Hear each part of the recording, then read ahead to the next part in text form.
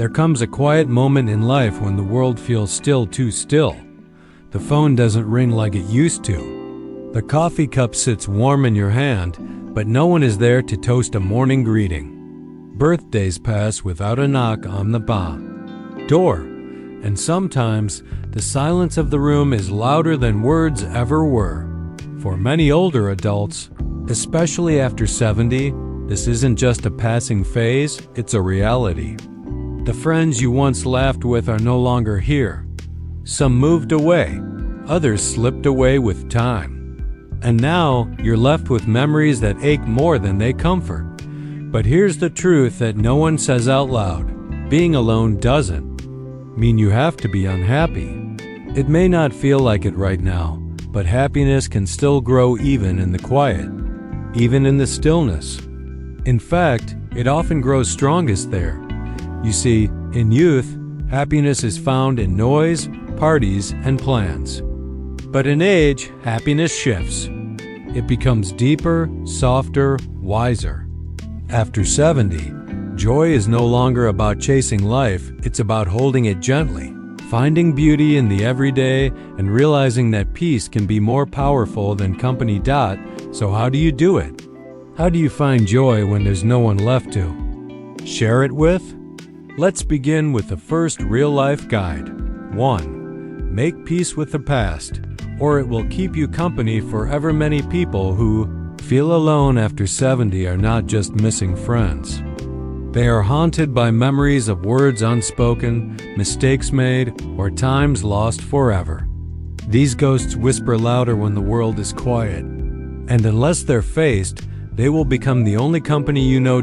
So take the time to reflect, not to regret, but to release. If there are things you wish you had done differently, forgive yourself. If there are people you never got to say goodbye to, write them a letter, even if you can never send it. Say what needs to be said. Let your heart exhale. When you make peace with the past, you create space for the present. And that's where happiness begins, not in yesterday, not in tomorrow, but in the calm courage of now. One man named Joseph, 83, shared that for nearly 10 years, he lived with deep bitterness after his best friend passed. They hadn't spoken in years due to an old disagreement. But one morning, Joseph took a walk to their favorite lake and whispered, "I'm sorry. I love you. I miss you." That moment changed him.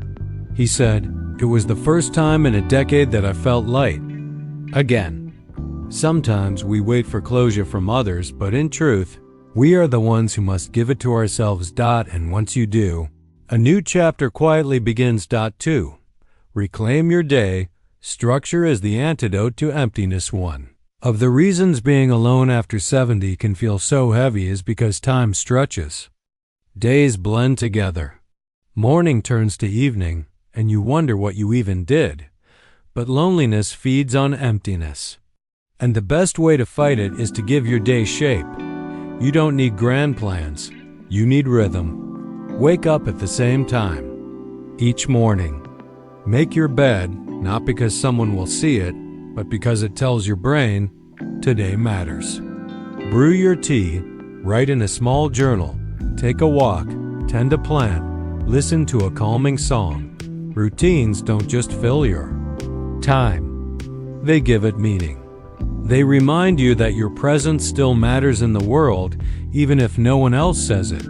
A woman named Farida, 78, began a simple routine. Every morning, she lit a candle, said a prayer, and wrote down one thing she was grateful for. Some days it was just sunlight or warm socks. But over time, those tiny rituals became her anchors. She said, "I may live alone, but I never feel lost." Life doesn't have to be exciting to be beautiful. It has to be yours. And structure is how you reclaim it. 3. Don't chase new friends. Let meaningful connections happen. Naturally, after 70, many feel a pressure to go out and make friends again. But trying to fill a room just to feel less alone often makes the loneliness worse. Because what we miss isn't just people, it's the depth, the history, the feeling of being understood. Here's a gentle truth. You don't need dozens of friends. One meaningful connection can heal years of isolation, and the best way to find it? Don't chase it. Create space for it. Join something not to socialize, but to grow. Take a class that interests you. Volunteer once a week. Attend a community. Reading. When you show up for something that matters to you, you attract people who see the real you, not just your age or your loneliness. Gerald, 76, joined a pottery class at his local center. Not to meet people, but because he always wanted to try it. On week 3, an older woman next to him laughed at his crooked cup and said, "That's not a cup, it's a personality." They've been friends ever since. They don't talk daily, but every month they meet for tea. And that one connection helped him feel human again. It's not about quantity. It's about quiet, sincere bonds. And they don't happen overnight, but they do happen, if you let them. Asterisk, there is something many people never learn until later in life. You can be alone and still be whole. Being alone is not a punishment. It can be a turning point, a sacred chapter where you finally hear your own heart clearly, without the noise of the world. But for this to happen, you need more than routine. You need purpose, and purpose doesn't always come from others. Sometimes it's something you build for yourself. Let's move to the second real-life guide. 4. Create, build, and give. Purpose comes from what you give, not what you lack. One of the deepest truths of aging is this: you don't lose your value just because others are gone. Your hands still hold wisdom. Your voice still carries stories. And your presence still has the power to uplift someone else's day. When you're no longer busy raising children or working full-time, it's easy to feel like you're not needed anymore. But that's a lie the world sometimes tells older people. The reality is, your purpose can shift, it doesn't disappear. Start with a question. What can I give today that costs me nothing, but might mean everything to someone else? Can you write letters to younger family members? Can you start a small blog or journal to pass on life lessons? Can you knit scarves for a local shelter or tend a garden that feeds neighbors? Even caring for stray animals, feeding birds, or planting flowers in a shared yard, these are acts of purpose. There was a man named Abdul, 82, who began leaving little poems on the park bench every morning. At first, no one noticed. But weeks later, he saw someone had left a note in reply. "Your words helped me during a very dark morning." That one moment reminded him that his existence still touched others. You don't need a crowd to be meaningful. Sometimes, the most powerful legacy is a quiet one. And when you start doing things not to fill your time, but to bless it, something magical happens. Your loneliness begins to shrink, not because people show up, but because purpose does. 5. Find beauty in the small things and let them speak to you. When you're alone after 70, big joys become rare. No more birthday parties, no big holiday dinners. That's the reality. But this is where your wisdom becomes your gift, because you have the ability now, unlike ever before, to truly see life. Watch how sunlight creeps into your room in the morning. Hear how the kettle hums like a lullaby. Smell the earth after a fresh rain. These aren't distractions. They are invitations. You're being invited to notice the details you missed while life was rushing by. A woman named Helena, 79, lived alone in a quiet apartment. Every day, she opened her window and listened to the same sparrow sing on her railing. One morning, it didn't come. The next day, it returned with a mate. She laughed and said, "Even the birds don't want to be alone forever." Her joy didn't come from people. It came from presence. You can make tea for yourself like you would for a guest. Set the table, even if it's just for you. Take your meals by the window. Light a candle at dusk. Play music while folding clothes. These are not silly things. They are acts of honoring your own life, and when you begin to honor your life again, happiness quietly returns, not in bursts, but in whispers. It's no longer about waiting for someone to knock on your door. It's about realizing that the most important visitor is already here. It's you. You are not your loneliness. You are what you do with it. You are not what you lost. You are what you still give. You are not forgotten. You are learning to remember yourself. This season of life doesn't have to be bleak. It can be golden, a time of softness, slowness, wisdom, and healing. And all of that begins when you stop asking, "Who do I have left?" and start asking, "What can I still become?" Loneliness after 70 can feel like a quiet ache that never leaves. It doesn't shout, it whispers in the late evenings, in the space beside your bed, in the empty chair at the kitchen table. But behind that ache is something deeper that often goes unnoticed: grief. You're not just missing company. You're grieving the friends who passed, the children who grew distant, the voices that once filled your life and now only echo in memory. And the truth is, you're allowed to feel that. You're allowed to cry in the middle of a soft afternoon. You're allowed to say, "I'm lonely," without shame. This isn't weakness. It's human. But here's the guide that many forget. 6. Don't numb the pain. Let yourself feel so you can finally heal. For most of our lives, we were taught to be strong, to hold back tears, to carry on. And while resilience has its place, emotional suppression, especially in older age, can be like a slow poison. It hardens the heart. It makes us bitter instead of better. So how do we heal when there's no one to lean on? The answer is simple, but hard. You become your own comfort. You sit with your sadness like an old friend. You name what hurts. You stop pretending. And you give yourself permission to feel.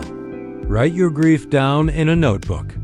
Speak to your reflection as if it's your younger self. Hold your own hand when the nights are too quiet.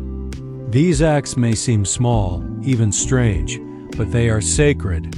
A man named Elias, 84, shared that after his wife passed, he used to leave her chair empty at every meal. One day, he decided to write her a letter, then another.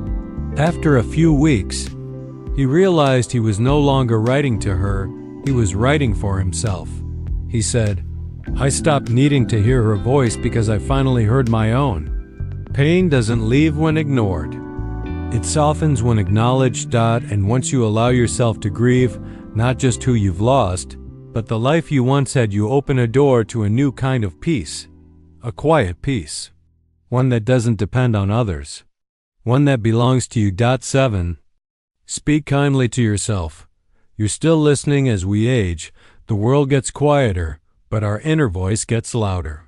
And for many, that voice becomes a harsh critic. You're useless now. No one needs you. It's too late for anything new. But none of that is true. And worse, we often believe it because we hear it from the one person we trust. Most dash ourselves. So here's a practice that can change everything. Speak to yourself like someone you love. Would you tell a dear friend, "You're a burden"? Would you tell your grandchild, "You're too old to matter"? Of course not. So why do you say it to the person in the mirror? Your thoughts shape your emotions, and your emotions shape your days. Start each morning with a simple line said out loud. I may be alone, but I am not unloved. I may be aging, but I am still becoming.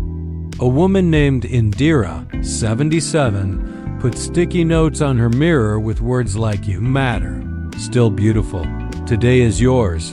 At first she felt silly, but after a few weeks, she said her days started to feel lighter, not because anything around her changed, but because she changed. It's not false hope. It's emotional retraining, and it works. Your body may be older, but your soul is still learning how to be kind to itself. So let it. You deserve the gentleness you gave to others your whole life. 8. Move gently.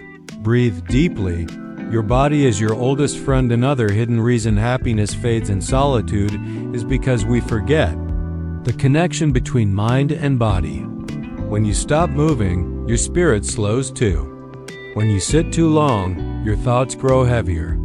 That's why even gentle movement, stretching in the morning, walking barefoot in your garden, swaying to soft music can reignite something deep inside. Not for fitness, not for looks, but to remind yourself, I am still alive.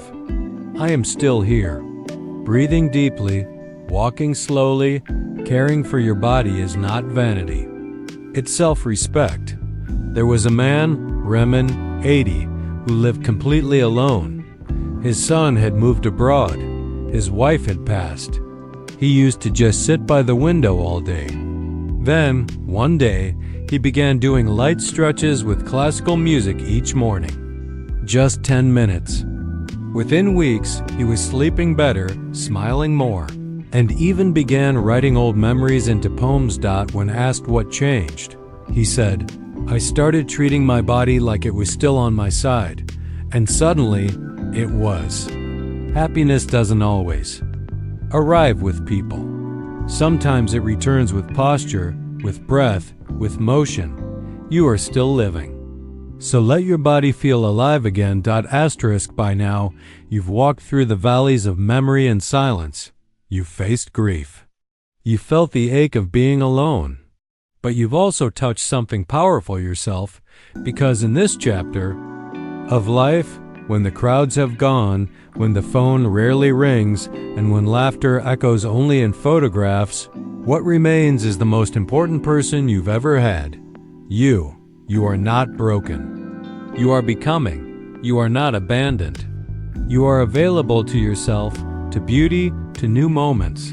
Let's come to the final guide, perhaps the hardest, but also the most freeing. 9. Stop waiting for more.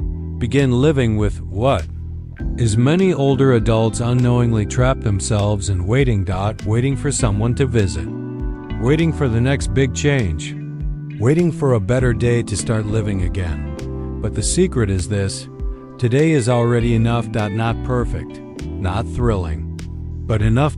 When you stop measuring your life by what it lacks and start embracing it for what it offers, something changes. The tea you drink alone becomes a ritual. The photos on the shelf become blessings, not just reminders. The garden you tend, the walks you take, the breeze you feel on your skin, all of it becomes life. True happiness isn't found in more friends, more things, or even more time. It's found in more presence. And you, dear one, have time. You have presence. You are still here. Look in the mirror. Really look. Those eyes have seen so much love, loss, laughter, fear. That face has softened with wisdom. That heart has survived more than anyone knows. You are not just someone old. You are a soul filled with seasons. And now, finally, you are free to live not for others, not for approval, not for the past, but for peace. Make your meals slowly. Dress for no one but yourself. Speak aloud to the trees. Smile when sunlight touches your hand. Dance, even if no music plays. Laugh, even if you're the only one who hears it. This is your time. Not a leftover piece of life, but a sacred chapter. In its own right. One quiet afternoon, a woman named Teresa, 85, sat on her porch and said, I used to wait for someone to knock on the door. Now I just listen to the birds. And in their song, I hear everything I need. That is joy. That is healing. That is enough. You may not have the same friends anymore. You may not have the same strength, but you still have you. And you are still worthy of love, of peace, of happiness. Don't let age close your heart. Let it open you, because happiness, after 70, doesn't arrive in grand moments. It sneaks in through small kindnesses, simple rituals, honest tears, and brave mornings. And if you let it, it stays. If this story moved you, share it with someone you care about.